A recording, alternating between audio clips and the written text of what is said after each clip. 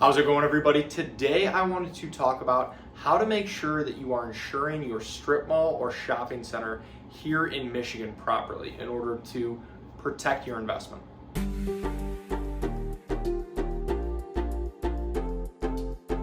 Thank you for stopping by. My name is Brian. I'm an independent insurance agent based here in the state of Michigan, Metro Detroit specifically, and I work with businesses on their commercial insurance programs, as well as helping families and individuals with their personal insurance, their home, their auto insurance as well. My goal with this channel is to pass on a little bit of educational information to you so that you can make more informed decisions around your insurance, and then overall help answer any questions that you might have. So let's get into it. And before we get too far into the video, I do want to invite you to subscribe to the channel, and if you find this video helpful, useful, anything like that, please feel free to like, share, pass along with anyone else as well. So obviously the main type of insurance coverage that you're going to be looking at is your commercial property insurance. This is typically going to include coverage for the building structure, any signage, and then any permanently installed fixtures. And it is very important to make sure that your policy for the building is written on a replacement cost or agreed value basis and not an actual cash value basis. And this is so that you can have coverage for the rebuilding costs without having depreciation factored in. And it's also important to note that replacement cost value is not the same as market value. The replacement cost is, again, what it would take to completely rebuild your building from the ground up. And it does not necessarily take into account how much you could actually sell the building for. So making sure that you are accurately calculating this replacement cost is also key. The insurance companies will typically look at things like the year built, the square footage, and the overall construction type to help determine how much the replacement cost should actually be. They'll also take into account things like the age of the roof, when the last time the electrical, plumbing, HVAC was updated. And if it has been a while, this can not only impact your premium costs, but also the overall availability of coverage.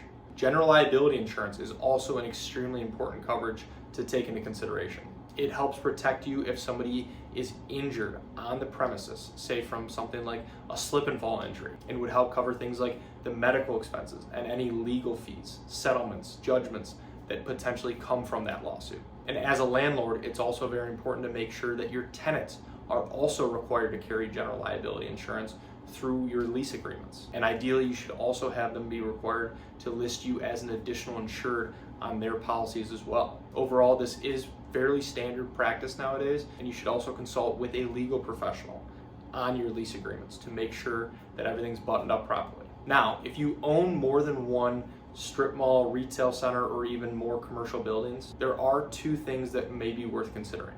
One is going to be a master insurance policy, and then the other is going to be blanket coverage. A master insurance policy allows you to insure all your buildings, all your properties on one policy versus having separate policies for each location. This isn't always available depending on each property, but if it is, it's always worth taking advantage of. It can help lower your premiums, and then obviously can be less of an administrative burden having everything insured on one policy with one effective date. And then with the master policy, looking into blanket coverage is also a good idea. This means that you would have a total limit of insurance that would apply across all of the properties, all of the buildings, versus just being locked into a specific amount for each property. This can provide a lot more flexibility if one of your properties does suffer a major financial loss, a major claim. And again, both of these can just simplify your overall insurance program and risk management. Business income coverage is also another important aspect to look into.